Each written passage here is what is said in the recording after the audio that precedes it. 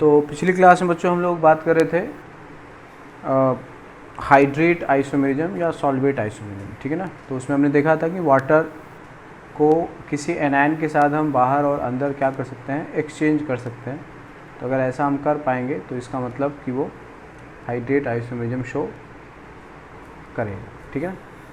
तो जैसे कुछ क्वेश्चन कर लेते हैं इस पर।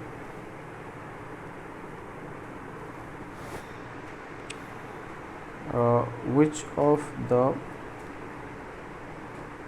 following can show hydrate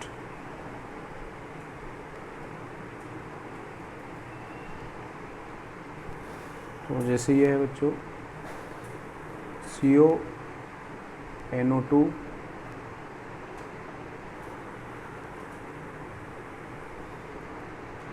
ठीक है, H2O ट्वाइस NH3 थ्राइस पान Br शो करेगा। यस, यहाँ से एक H2O चला जाए, ठीक है, और एक NO2 चला जाए ना Br के रेस्पेक्ट में, ठीक है। यहाँ Br2 कर लो, अब हो जाएगा, ये शो करेगा। बी है CrNO2 होल और H2O होल 5 2+, क्या ये शो करेगा? तो यहाँ पे आउटसाइड में एनायन नहीं है, एनायन होना चाहिए ना, इसलिए नहीं शो करेगा,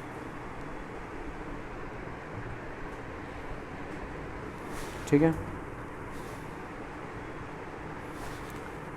PtCl2 H2O होल 4 है ये, और दूसरा है NiCN होल 4, ठीक है। ये भी शो नहीं करेगा।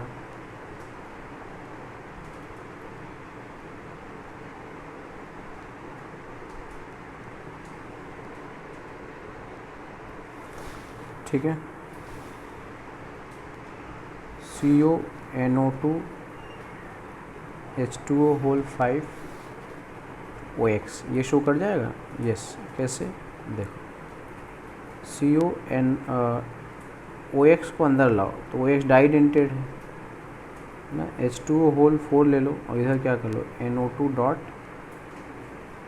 हाइड्रेट बन गया। हाइड्रेट बनना चाहिए, ठीक है, तभी वो शो करेगा। हाइड्रेट अगर नहीं बनेगा तो शो नहीं करेगा।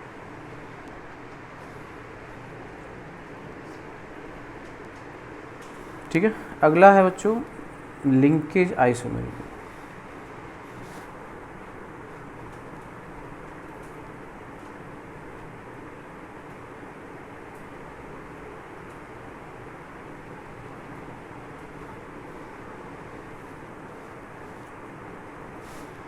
तो लिंकेज में क्या होता है कि बच्चों वही जो एम्बीडेंटेड लिगेंड होते हैं ना, उनके साथ ऐसा हो सकता है, ठीक है ना। तो इसमें जो होते हैं एम्बीडेंटेड लिगेंड होना चाहिए,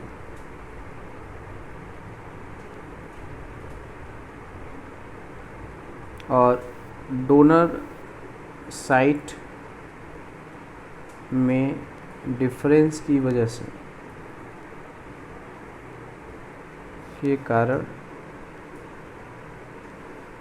ठीक है, लिंकेज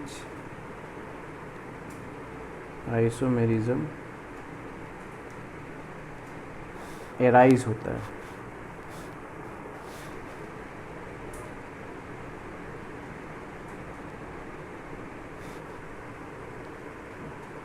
ठीक है, तो जैसे ये है CONO NH3 होल 5 2+,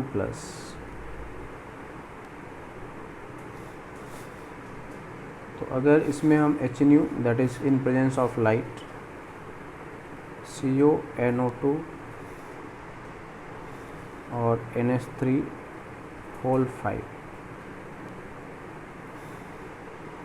ठीक है, ये रेड होता है, ये लेस स्टेबल है,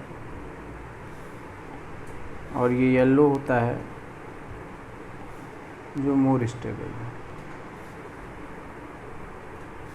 क्योंकि यहाँ पे डोनर साइट जो है नाइट्रोजन है, ठीक है। तो कार्बन, नाइट्रोजन और ऑक्सीजन, डोनेटिंग एबिलिटी जो होगी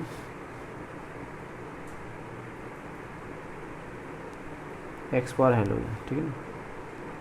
तो डोनेटिंग एबिलिटी डिक्रीज होता है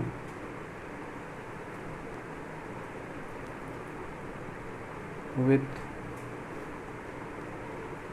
इंक्रीज इन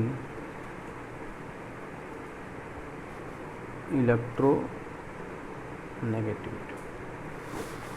ठीक है बच्चों।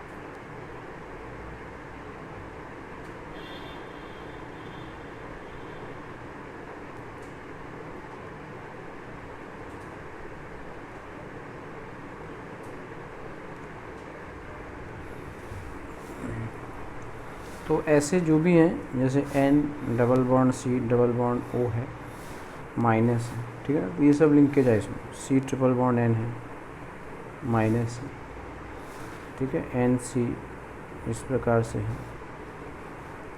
तो एक बार नाइट्रोजन डोनर हो सकता है और एक बार कार्बन हो सकता है, ठीक है,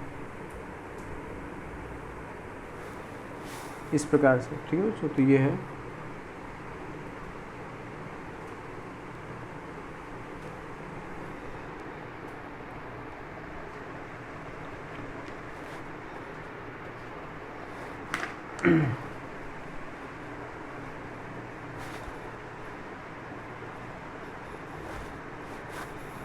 तो इसमें यही है कि linkage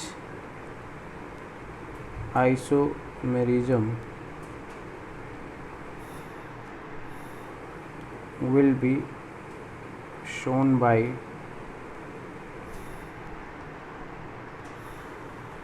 those complexes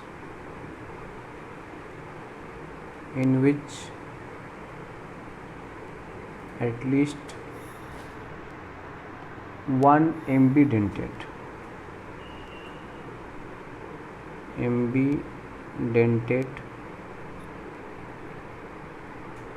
ligands are present,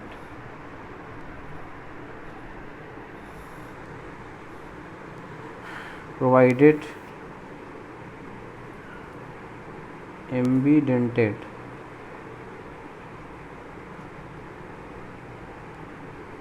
ligand act as monodentate ligand,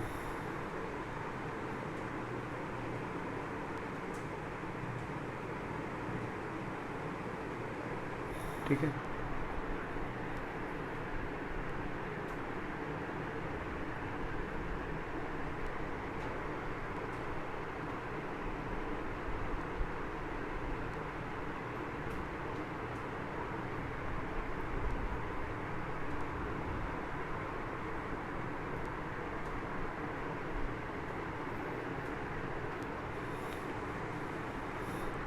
ठीक है।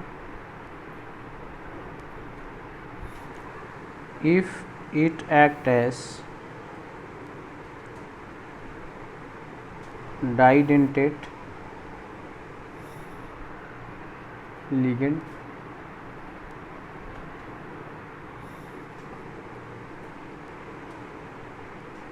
it must have two different donor site, must have two different donor site।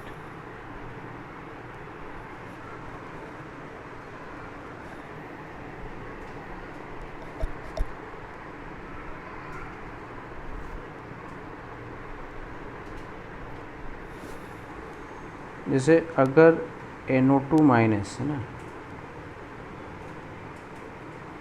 अगर क्या हो जाएगा, डाइडेंटेट होगा तो देन नो लिंकेज है ना, क्योंकि ये दोनों सेम हो गए ना, इसमें रेजोनेंस होता है, इस वजह से सेम है ये। तो NO2 माइनस अगर डाइडेंटेट होगा, ठीक है, तब ये लिंकेज शो नहीं करेगा। मोनोडेंटेड होगा तो शो कर जाएगा। ठीक है, यही बातें हैं।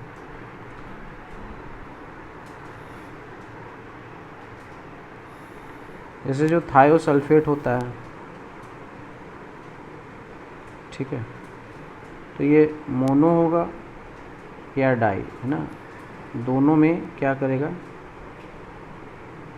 लिंकेज हो सकता है, क्योंकि दोनों अलग अलग है ना, ये अलग है और ये अलग है। NO2 में क्या है कि ये अलग है, ये अलग है, लेकिन अगर ये डाइडेंटेड होगा तब तो सेम हो गया ना। ठीक है, तो एक क्वेश्चन है, find out all possible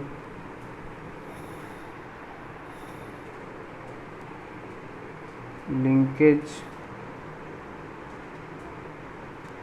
isomerism of CrNO2 SCN H2O NH3 thrice. तो इसमें देखो, जैसे NO2 है ना, और SCN, इसको क्या मान लो, इसको AB मान लो, इसको CD मान लो, इसका डोनेटिंग साइड ये अलग अलग है ना, क्या हो सकता है फिर, AB पहली बार CD हो सकता है। ठीक है, AB की जगह BA हो सकता है, CD हो सकता है, BA हो सकता है और DC हो सकता है ना, और AB हो सकता है और DC हो सकता है, यही चार बनेंगे। ठीक है, तो ऐसे क्वेश्चन बच्चों इंटीजर टाइप में बहुत ही प्रेफर्ड करते हैं। ठीक है, अगला है कोऑर्डिनेशन आइसोमरिज्म। और भी ले सकते हैं, जैसे मान लो है NiCN होल 4 2 माइनस, यहाँ पे क्या हो सकता है, CN और थ्राइस NC हो सकता है, CN ट्वाइस, ठीक है,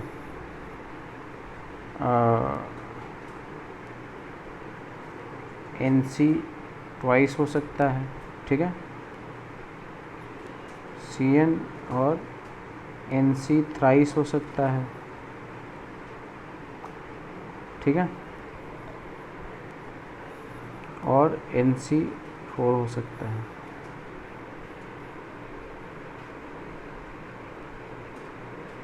ठीक है, तो इसमें भी कितने हो सकते हैं, 4 हो सकते हैं। अगला है बच्चों कोऑर्डिनेशन आइसोमरिज्म।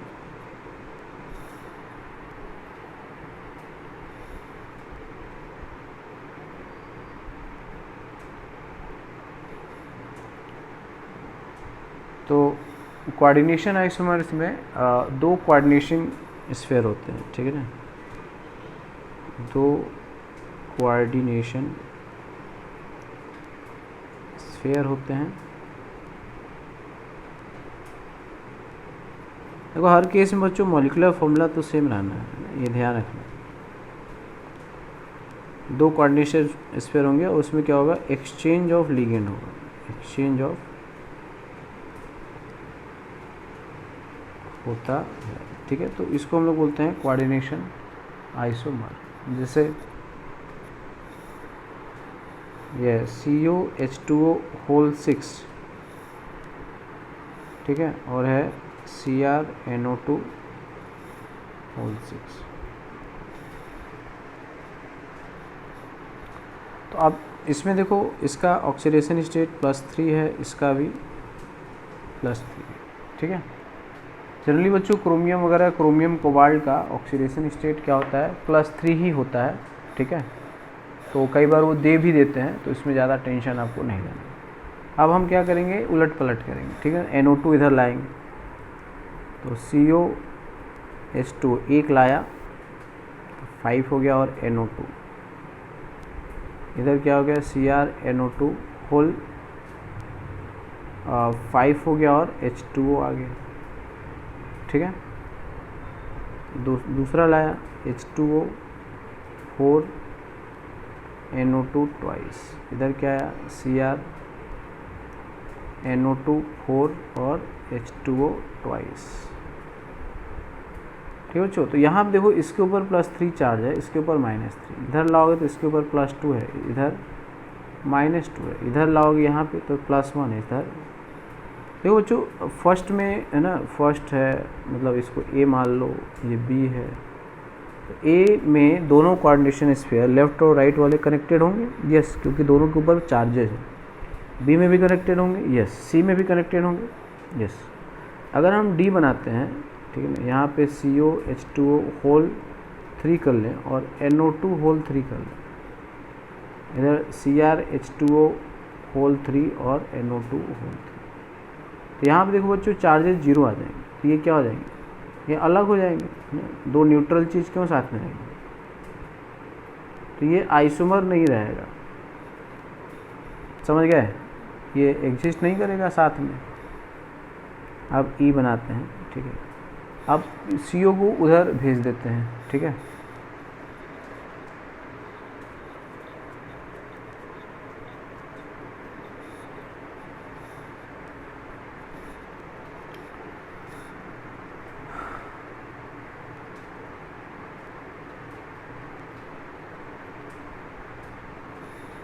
तो इधर आ जाएगा अब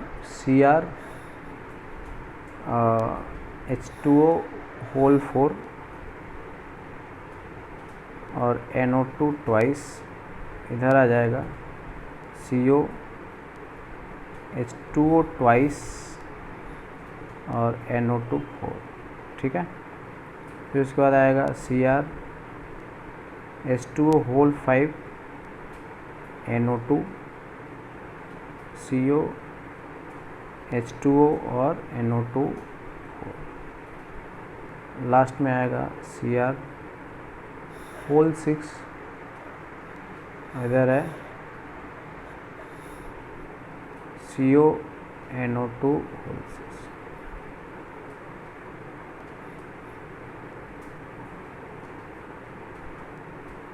ठीक है। तो E, F और G, ठीक है बच्चों। तो टोटल जो आइसोमर हुए वो कितने हो गए, 6 हो गए। टोटल आइसोमर जो है वो क्या है, वो 6।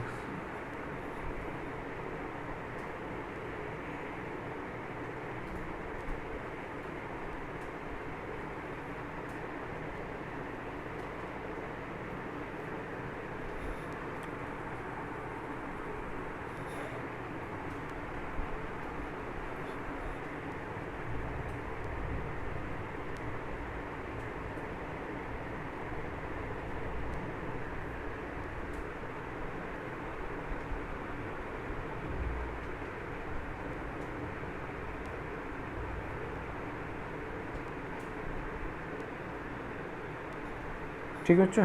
तो और भी इसके एग्जांपल आप ले सकते हैं, जैसे है COBr pyridine है,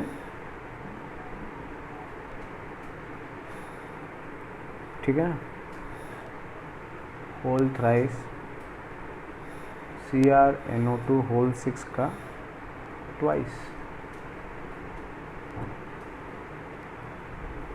ठीक है।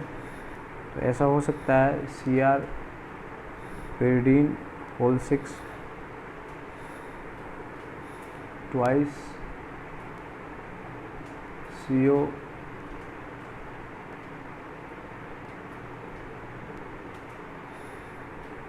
pyridine, ठीक है, NO2 4 और Br, कुछ ऐसा बनाया जा सकता है। मतलब इंटरचेंज कर लोगे, है ना, सिंपली है कि आप उसको इंटरचेंज कर लें। यहाँ से pyridine उठा के, ठीक है, यहाँ से इसको यहाँ ला सकता है, इसको यहाँ ला सकता है। बस ये देखना है कि ऑक्सीडेशन स्टेट, पार्टीशन नंबर क्या होना चाहिए, सेम होना चाहिए।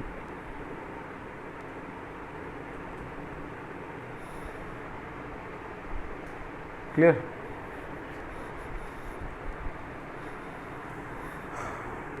तो जैसे मान लेते हैं यह है IrNH3 होल 6 और AlOX होल थ्राइस, ठीक है। तो दो एक्सचेंज हो जाएगा ना, तो IrNH3 होल 4 OX हो जाएगा और इधर क्या आएगा AlOX ट्वाइस और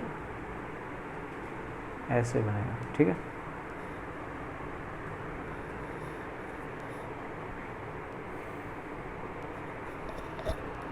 और कर सकते हैं, तो इसके ऊपर +3 है, इसके ऊपर -3, ठीक है। अभी इसके ऊपर कितना आ जाएगा, +1, इसके ऊपर -1, निकाल लोगे ना, ठीक है। अगर हम 2 इधर लाएं तो उल्टा हो जाएगा, तो हम लिखेंगे AlOX और NH3 होल 4, इधर IrNH3 ट्वाइस OX ट्वाइस, ठीक है। इधर +1, इधर -1। दूसरा क्या हो सकता है, AlNH3 होल 6 हो सकता है और इधर IrOX होल थ्राइस हो सकता है। तो इसके टोटल कितने बनेंगे, 4 बनेंगे, ठीक है। तो इसी टाइप के क्वेश्चन जो होते हैं बच्चों बहुत ही इंपॉर्टेंट रहते हैं, इन्हीं को आपको क्या करना है, एक्सचेंज करना होता है।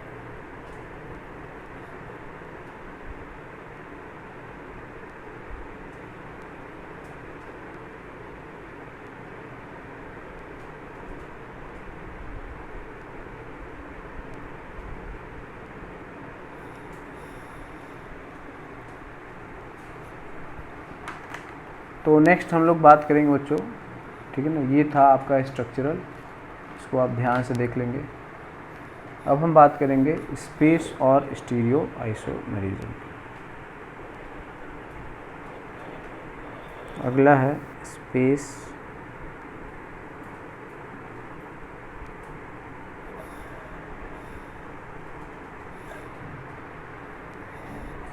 तो इसमें हम लोग ज्योमेट्रिकल और ऑप्टिकल एक साथ देखेंगे, है ना। तो ज्योमेट्रिकल आइसोमर्स, देखो इसमें आपको जो मिलेगा, एक तो लीनियर मिलेगा ज्योमेट्री, एक मिलेगा ट्राइगोनल प्लेनर,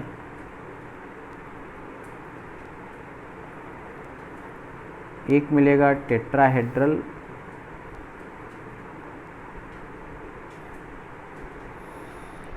ठीक है ना।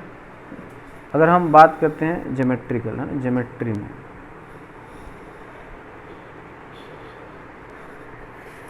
ठीक है, तो ज्योमेट्रिकल यहाँ पे एग्जिस्ट नहीं करता है, ज्योमेट्रिकल आइसोमेरिज्म नॉट पॉसिबल। जैसे आपने कहा ना M L और L है, ऐसे L1 L2 है, तो क्या इसको एक्सचेंज करने का कोई फ़ायदा है? कोई फ़ायदा नहीं। उसी तरह इधर है L1 L2 और L3, सबके बीच में 120 है, कहीं भी चेंज करो कोई फ़ायदा नहीं। टेट्राहेड्रल है ना, सबके बीच की डिस्टेंस क्या होती है? सेम होती है, ठीक है। तो जहाँ पे डिस्टेंस और एंगल में डिफरेंस आए वहीं पे क्या होता है? ज्योमेट्रिकल पॉसिबल है, ठीक है ना। तो जहाँ पे क्या होता है? डिस्टेंस और एंगल में, ठीक है ना, क्या है? डिफरेंस आएगा,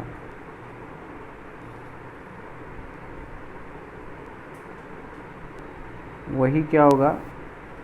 ज्योमेट्रिकल आइसोमेरिज्म क्या होगा? पॉसिबल होगी, ठीक है। जहाँ पे डिस्टेंस और एंगल में डिफरेंस आए, तो लीनियर में कोई डिफरेंस नहीं आएगा, 180 डिग्री है।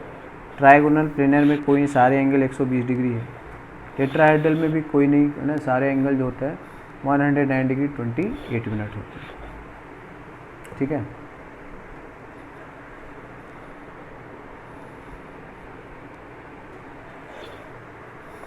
तो यहाँ पे कोई भी पॉसिबिलिटी नहीं है कि यहाँ पे, तो ज्योमेट्रिकल आइसोमेरिज्म कहाँ मिलता है? दो जगह पे। एक तो आपको स्क्वायर प्लेनर, क्योंकि स्क्वायर प्लेनर में जैसे हमने कहा ना ए है, बी और बी है। तो अभी ए और ए जो है उनके बीच की डिस्टेंस कम है, अगर हम इसको ऐसे कर दें अभी बढ़ जाएगा, ठीक है। तो इसको हम लोग सिस कह देंगे, इसको हम लोग ट्रांस कह देंगे,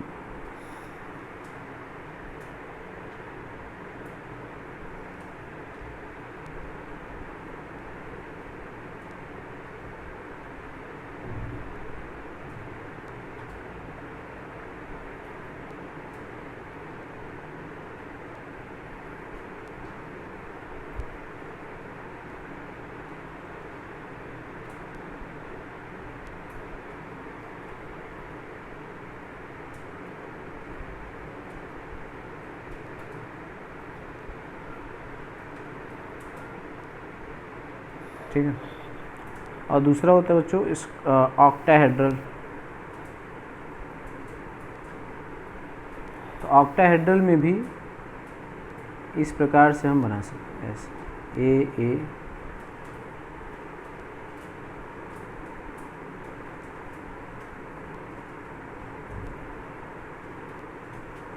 ठीक है।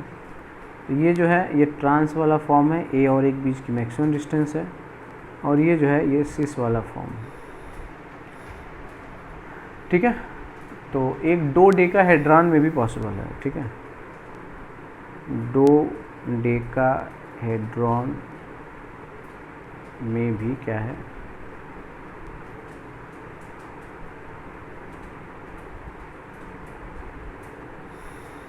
ठीक है। तो अभी फ़िलहाल हमको ये देखना है कि हमारे सिलेबस में जो है तो एक तो स्क्वायर प्लेनर वाला है और दूसरा क्या है? ऑक्टाहेड्रल वाला। इन्हीं पे हम कंसंट्रेट करेंगे, तो ठीक है ना। तो वही है कि हमने आपको कंडीशन बता दिया, एंगल और डिस्टेंस अलग अलग होने चाहिए। तो एंगल यहाँ पे देखोगे तो 90 डिग्री और 100, ठीक है, 80 डिग्री है। यहाँ देखो तो ये एंगल क्या है? 90 डिग्री है। यहाँ पे एंगल कितना है? 180 डिग्री है, ठीक है। एंड फॉर ऑप्टिकल आइसोमेरिज्म क्या कंडीशन होता है? For optical isomerism there must not be plane of symmetry, centre of symmetry, और मेनली ये दो होता है, और अल्टरनेटिंग एक्सिस ऑफ सिमेट्री। आपको यहाँ पे मेनली ये देखना होता है ना, सेंटर ऑफ सिमेट्री के चांसेस बहुत कम होते हैं। तो हम इस में हम लोग बेसिकली क्या बात करेंगे? प्लेन ऑफ सिमेट्री, ठीक है। टेट्राहेड्रल कॉम्प्लेक्स में ऑप्टिकल एक्टिविटी हो सकती है, ठीक है।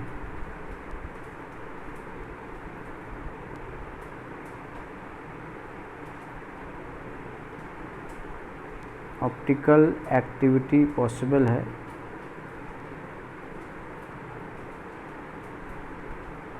अगर सारे लिगेंड्स, अगर चारों लिगेंड क्या हो, अलग हो।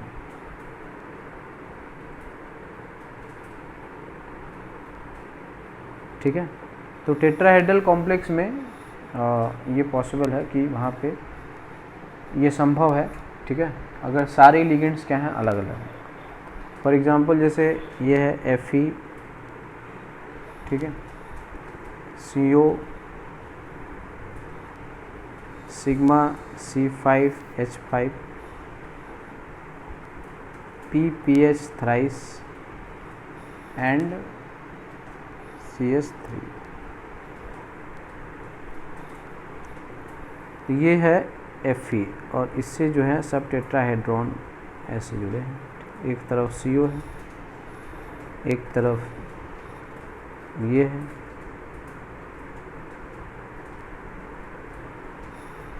और एक तरफ जो है मिथाइल है और एक तरफ ट्राइफिनाइल। ठीक है, इस तरह से। तो ये चारों लिगेंड्स अलग अलग है, इसलिए यहाँ पे plane of symmetry, centre of symmetry होगा ही नहीं, है ना। इसलिए ऑप्टिकली क्या हो जाएगा, एक्टिव होगा। तो इसके ज्योमेट्रिकल आइसोमर्स नहीं होंगे, है ना। ऑप्टिकल आइसोमर दो हैं, कौन से, डेक्स्ट्रो एंड लीवो।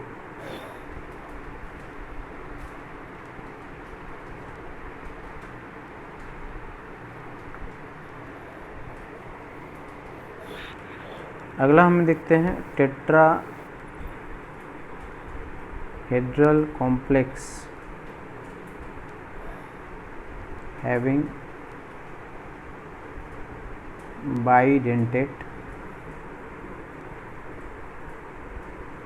देखो जो टेट्राहेड्रल कॉम्प्लेक्स जो होता है ना, या टेट्राहेड्रॉन स्ट्रक्चर कैसे होता है।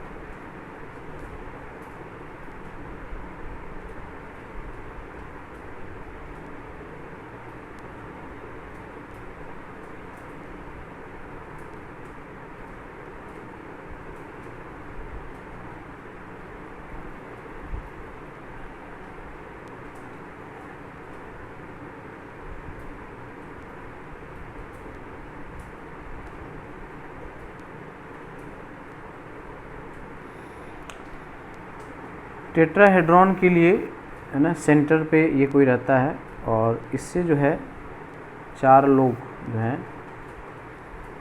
जो अल्टरनेट कॉर्नर है ना, एक कॉर्नर ये तो दूसरा कॉर्नर ये, अल्टरनेट छोड़ देना एक को, तीसरा ये आएगा और चौथा ये आएगा। ठीक है, तो इनके अलोंग अगर वहाँ पे कोई लिगेंड आता है,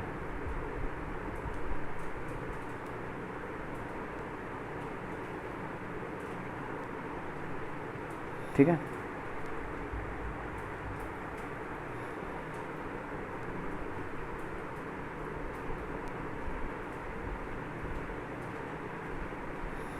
ये है बच्चों। इसका जो प्लेन होता है ना और इसका जो प्लेन होता है, ये परपेंडिकुलर होता है। जैसे ये एक प्लेन है, तुम देख सकते हो, एक प्लेन ये है, ये दोनों परपेंडिकुलर है ना, एक पे एक के ऊपर एक रखा हुआ है। ठीक है, ये जो है ये वाला प्लेन, ठीक है, ये एक प्लेन है, ये ट्रायंगुलर प्लेन आप देख रहे हैं। और उसी प्रकार से, अच्छा ये भी तो है, ये एक प्लेन है।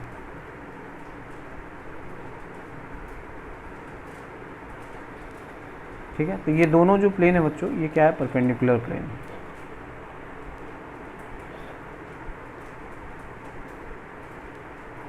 ठीक है, और अगर परपेंडिकुलर होगा तो प्लेन ऑफ सिमेट्री नहीं होगा, अगर ये सारे लिगेंड्स क्या होंगे, अलग अलग होंगे। ठीक है, अगर परपेंडिकुलर होगा तो इसमें प्लेन ऑफ सिमेट्री नहीं होगा और ये क्या होंगे, ये ऑप्टिकली एक्टिव हो जाएगा। ठीक है ना।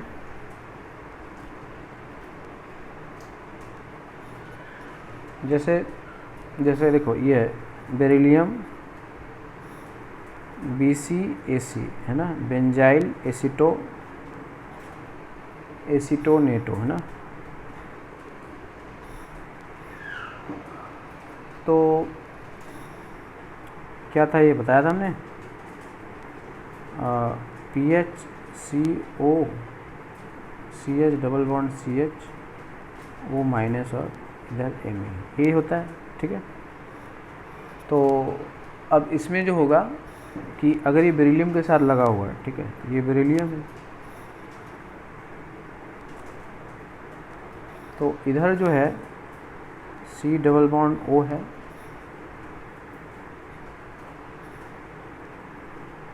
O माइनस, ठीक है, इधर Me है और इधर क्या है PH, टेट्राहेड्रल है, ठीक है। और जो इधर है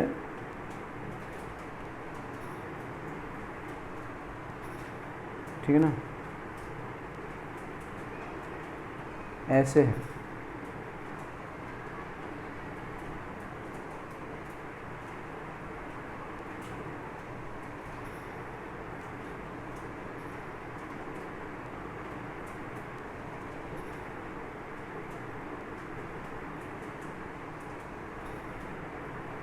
ठीक है, इस तरह से बच्चों। तो मान लो कि ये जो है ये हॉरिजॉन्टल प्लेन में है, ठीक है, मान लो ये कौन सा है, ये हॉरिजॉन्टल प्लेन है,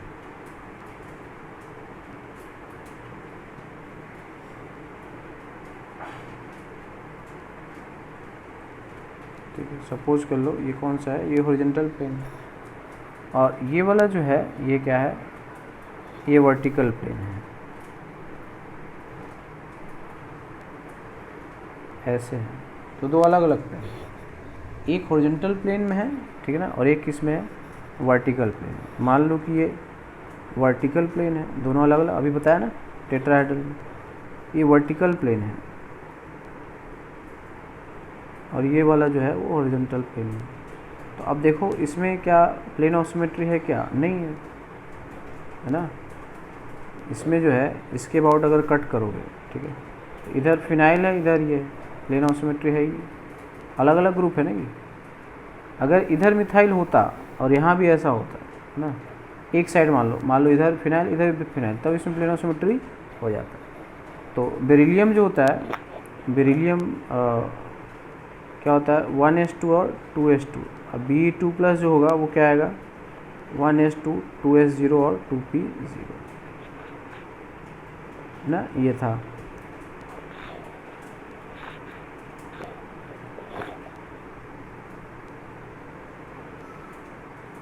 ठीक है, इस तरह से। तो इसमें क्या है देखो, ये S और ये P है, sp3 ये हाइब्रिडेशन आएगा।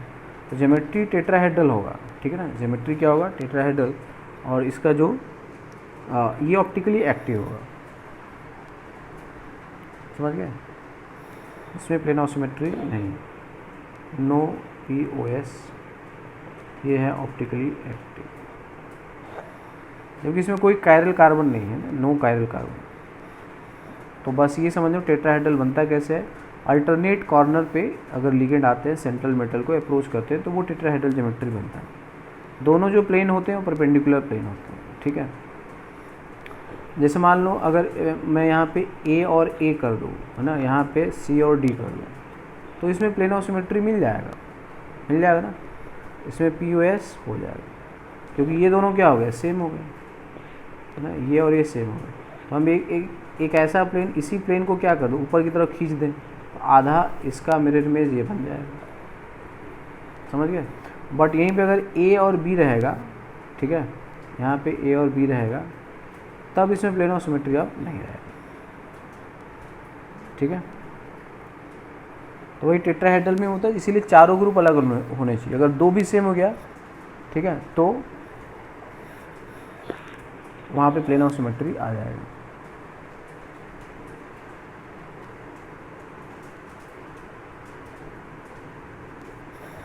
इसमें ये है कि इन टेट्राहेड्रल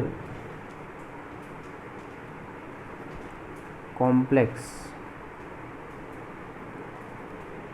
इफ टू अनसिमेट्रिकल, है ना, unsymmetrical bidentate ligands are present,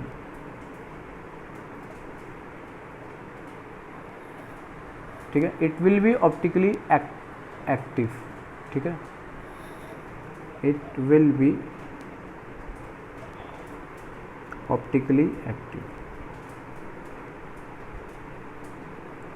unsymmetrical का मतलब जैसे BCAC है ना, GLY है ना, ग्लाइसिन है, ठीक है ना, तो ये सब जो होते हैं बच्चों अनसिमेट्रिकल लिगेंड है, ठीक है, या DMG है, याद है, ये सब अनसिमेट्रिकल लिगेंड है।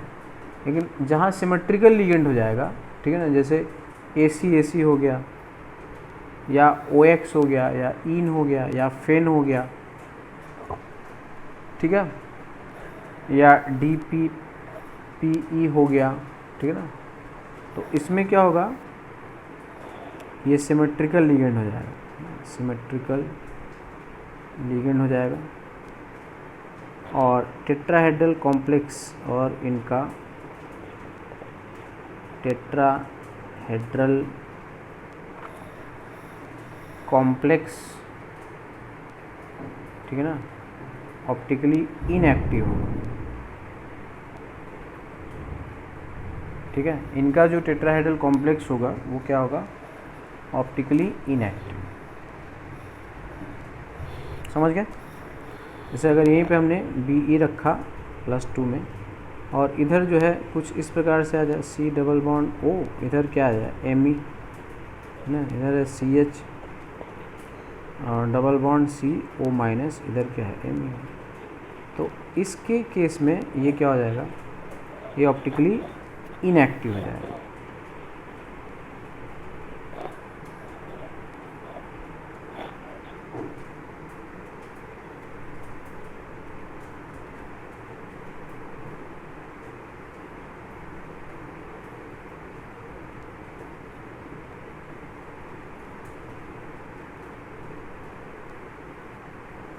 ठीक है,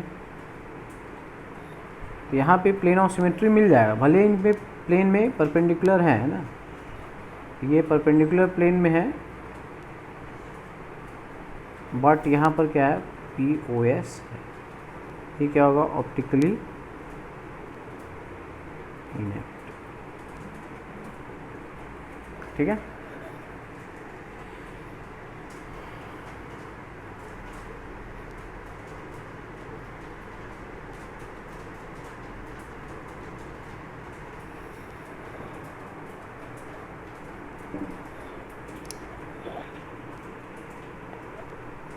नेक्स्ट है, which of the following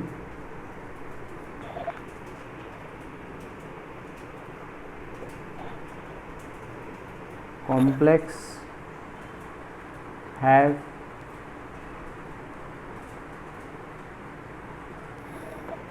to stereoisomer. तो ए लिया हमने ZN GLY OX, बोलो ये होगा क्या, नहीं होगा ना, ZN +2 यहाँ पर OX वाले हैं, ठीक है,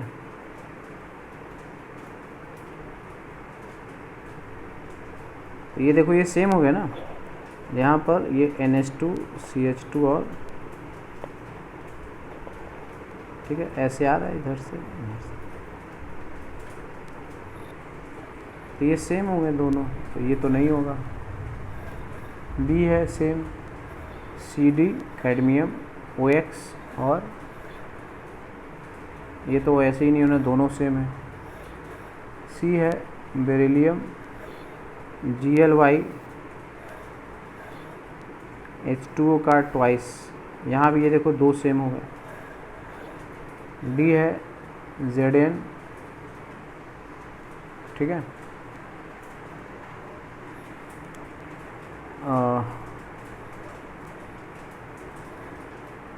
ZN H2O NH3 Br और Cl, इसमें हो जाएगा, चारों डिफरेंट होने से, ठीक है। अगर चारों डिफरेंट होगा तभी वहाँ पे पॉसिबिलिटी होगा किसका, ऑप्टिकल एक्टिविटी का। अब आते हैं नेक्स्ट बच्चों स्क्वायर प्लेनर कॉम्प्लेक्स में।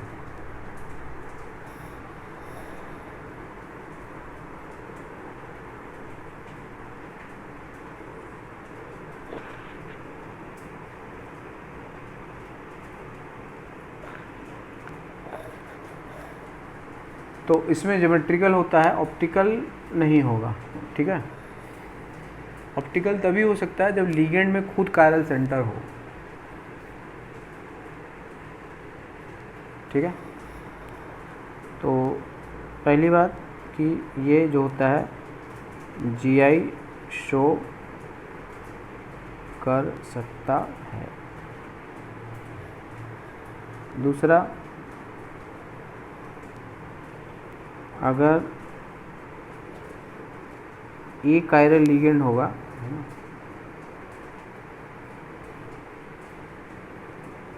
तो ऑप्टिकली क्या होगा, इनएक्टिव।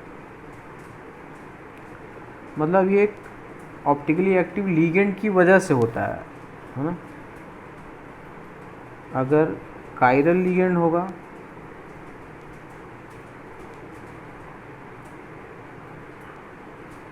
तो ऑप्टिकली एक्टिव, ठीक है। कि अगर लिगेंड क्या होगा, कायरल होगा, तभी ऑप्टिकली एक्टिव होगा। अगर लिगेंड ए कायरल होगा तो ऑप्टिकली इनएक्टिव।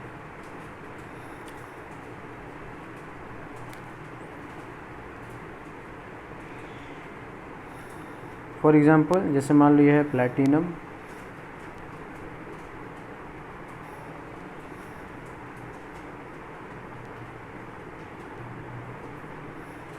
ठीक है।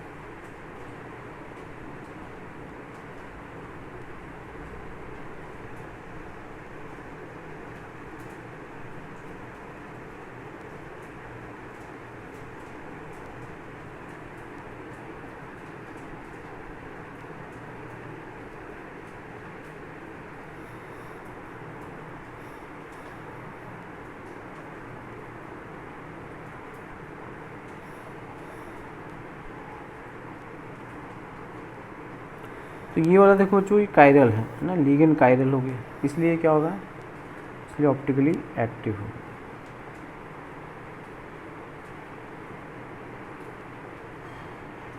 तो जहाँ पे लिगेंड इटसेल्फ कायरल हो जाएगा वो ऑप्टिकली एक्टिव है, ठीक है। तो कहीं भी ऐसा हो सकता है, इसमें कोई बड़ी बात नहीं है, ठीक है।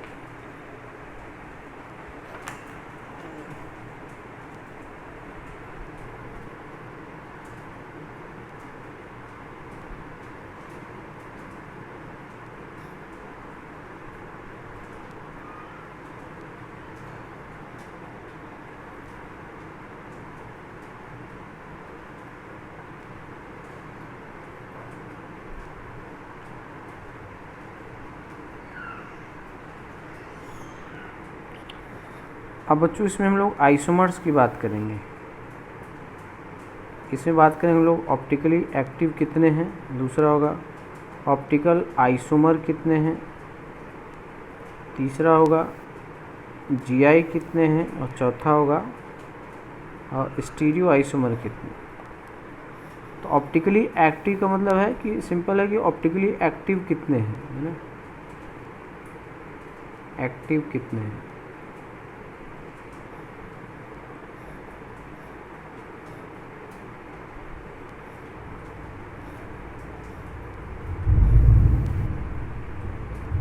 ऑप्टिकल आइसोमर एक भी ऑप्टिकली एक्टिव होगा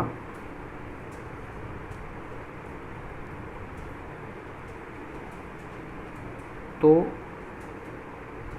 उसके सभी isomer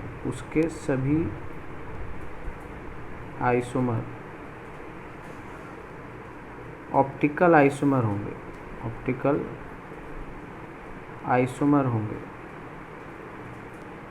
optical isomer optically active होगा ये कोई ज़रूरी नहीं है ना। ऑप्टिकल आइसोमर ऑप्टिकली एक्टिव या इनएक्टिव दोनों हो सकते हैं, हमसे उससे मतलब नहीं है।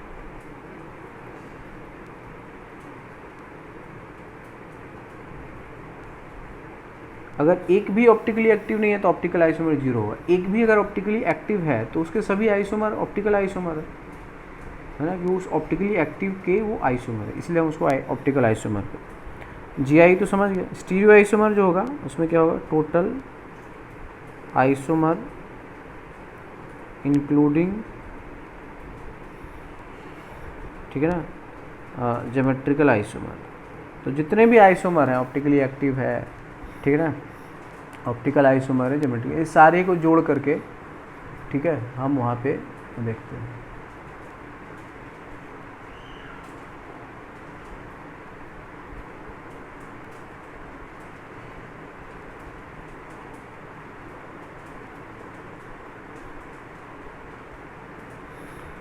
ठीक है, इसको समझ में आ रहा है।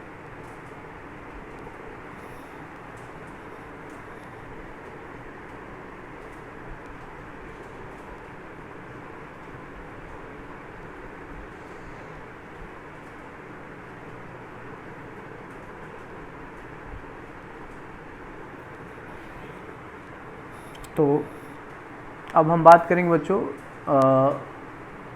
Geometrical isomers in square planar complex.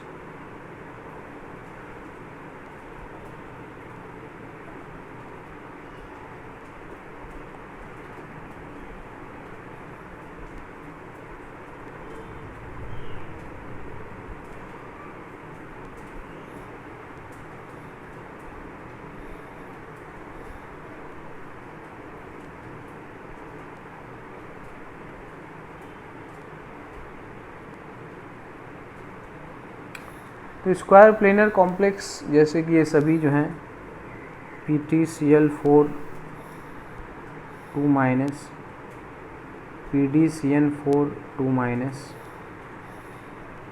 AgF4 2 minus, NiCN4, ये सभी स्क्वायर प्लेनर। तो इनको हम ऐसे लिख सकते हैं Ma4। तो इसमें बच्चों क्या कोई पॉसिबिलिटी है, क्या इंटरचेंज करने की कोई पॉसिबिलिटी है? नहीं है, कोई पॉसिबिलिटी नहीं है, ठीक है। तो इसका जो जीआई होगा क्या आएगा, 0 होगा, और एसआई स्टीरियो आइसोमर भी क्या होंगे, 0। ऑप्टिकल होगा नहीं क्योंकि प्लेनर है। नेक्स्ट है Ma3b। तो जैसे कि है PtCl NH3 thrice plus PdCN H2O thrice. देखो ये ध्यान रखना बच्चों कि पैलेडियम और प्लैटिनम के सारे कोऑर्डिनेशन नंबर 4 वाले क्या होते हैं, स्क्वायर प्लेनर होते हैं, ठीक है ना। पैलेडियम प्लैटिनम के सारे कोऑर्डिनेशन नंबर 4 वाले स्क्वायर प्लेनर ज्योमेट्री के होते हैं।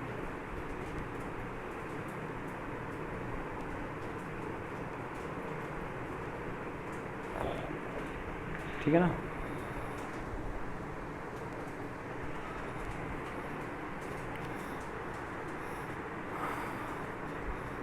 तो क्या इसमें इज देयर एनी पॉसिबिलिटी, यहाँ पे ए बी कर दिया और किसी ने कहा सर देखो ये नया हो गया है ना, ए बी ए पलटने उलटने पलटने रोटेट करने से सेम मिल जाएगा तो आइडेंटिकल होगा। उलटने पलटने या रोटेट करने से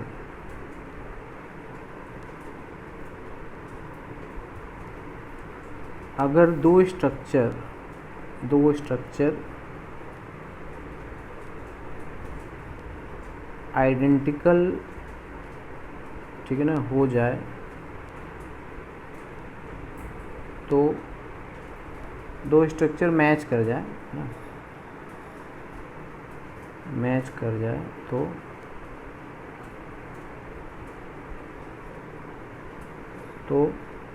बोथ स्ट्रक्चर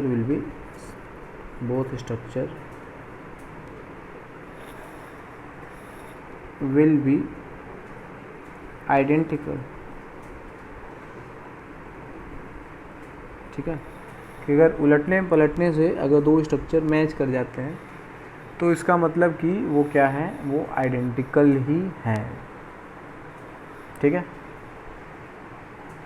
अगला केस है MA2B2। अब इसमें देखो बच्चों हो सकता है, इसमें हम दो बना सकते हैं, ठीक है ना, AABB या फिर AB, है ना, ऐसे बना सकते हैं। देखो यहाँ पे दोनों क्या है, सेम साइड है, और यहाँ पे क्या है, अपोजिट है। ठीक है, एंटी साइड है ना, तो ये वाला आपका हो जाएगा सिस हो जाएगा और ये वाला क्या हो जाएगा, ट्रांस। इसका जो GI होगा वो 2 आ जाएगा। आप कोई भी ले सकते हैं ना, PTCl ट्वाइस NH3 ट्वाइस, ऐसे ले सकते। ठीक है, PDBr ट्वाइस Cl ट्वाइस, कोई सा भी बना सकते। ठीक है,